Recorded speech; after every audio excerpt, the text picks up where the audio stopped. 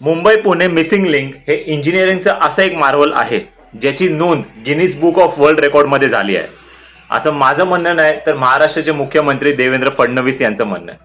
पुढे फडणवीस यांचे म्हणणे आहे की या मिसिंग लिंक मध्ये वापरणारी जी टेक्नॉलॉजी आहे आणि मटेरियल हे पूर्णपणे विदेशातून आणलेलं आहे. उदाहरणार्थ मिसिंग लिंकचं जे डिझाईन आहे ते कॅनडामध्ये केलेलं आहे आणि विंड आणि केबलची जी तपासणी आहे ती डेन्मार्क आणि ऑस्ट्रेलियामध्ये केलेली आहे आणि केबलचे जे उत्पादन आहे ते मलेशियामध्ये केलेलं आहे.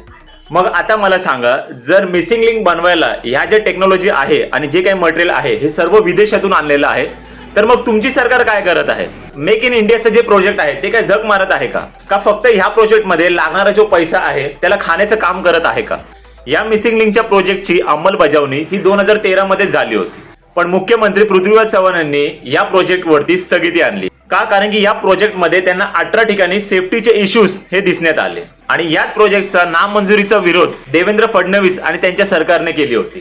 का? तर ह्यांच्या भाजप सरकारचं असं म्हणणं होतं की काँग्रेस प्रगतीला आड देत होती. अरे भाजपच्या मूर्खांनो, या प्रोजेक्ट मधून जर काँग्रेस सरकारला पैसेच खायचे असते तर पृथ्वीराज चव्हाण यांनी ह्या प्रोजेक्टला नामंजुरी दिली नसती. तुम्ही बघा, भाजप सरकारच्या कारकिर्दीमध्ये असे किती इन्फ्रास्ट्रक्चर आहे जे अजून पण मजबूतीने उभे आहे? एक पण नाही, आणि जे काही उभे आहे त्यांची गॅरंटी देखील घेऊ शकत नाही.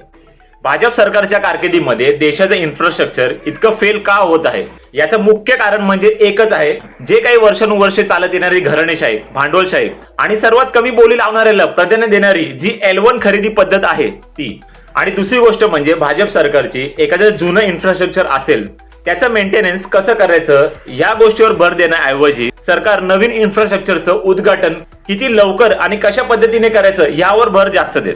मग अशामुळे जे जुने सरकारी इन्फ्रास्ट्रक्चर आहे ते ऍक्सिडेंटली कोलॅप्स होतात आणि त्याच्यामुळे जी मनुष्यहानीची रिस्क असते ती देखील वाढते. मग जनतेच्या टॅक्सच्या पैशाची उधळणी ही सरकार जर जनतेच्या सेफ्टीचा विचार न करता उधळत असतील तर अशी सरकार नको असलेली बरी.